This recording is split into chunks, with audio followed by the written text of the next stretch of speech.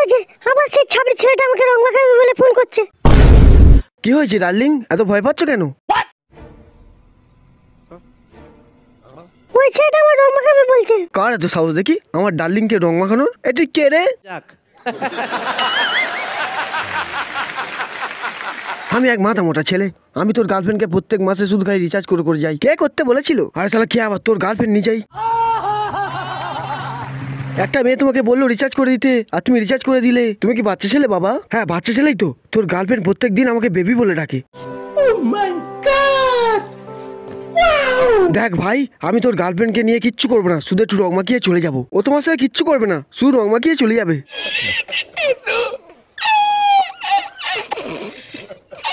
দেখ ভাই, আমার গার্লফ্রেন্ডের না খুব জ্বর এসেছে।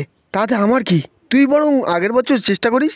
ओह यार यार ये कितनी औसम है यार। ও আচ্ছা, তোর বিশ্বাস হচ্ছে না? দাঁড়া 1 মিনিট, আমার গার্লফ্রেন্ডের কাছে দিচ্ছি, ওর কান্নাকাটিগুলো তুই একটু শোন। বাবা গো, মা গো, কাকু গো, জেঠু গো, আমি জ্বরে পুরো মরে গেলাম গো। আমি আর রং খেলবো না গো। अल्लाह माफ करे, बहुत मनुष्य लग रहे हो, मत करो, रहने दो, बहुत बुरे लग रहे हो। দেখ ভাই, এবার তো বিশ্বাস হলো তো আমার গার্লফ্রেন্ড কতটা জ্বরে পড়ে আছে। দুঃখ পেয়ে কোনো লাভ নেই, সামনে বছর আবার চেষ্টা করবি। এই তো আমি তোমাদের খাটের নিচে বসে আছি। বললেই হলো আমাদের খাটের নিচে তুমি বসে আছো। হ্যাঁ, সাথে প্যারাসিটামল रहा नहीं जाता। আর একটু জলপট্টি সাথে নিয়ে রেখে দিয়েছি, দেবো নাকি লাগিয়ে? उससे मेरा क्या फायदा? সর্বনাশ করেছে ও তোমাকে। আজকে যেভাবেই হোক রং না মাখিয়ে যাবে না।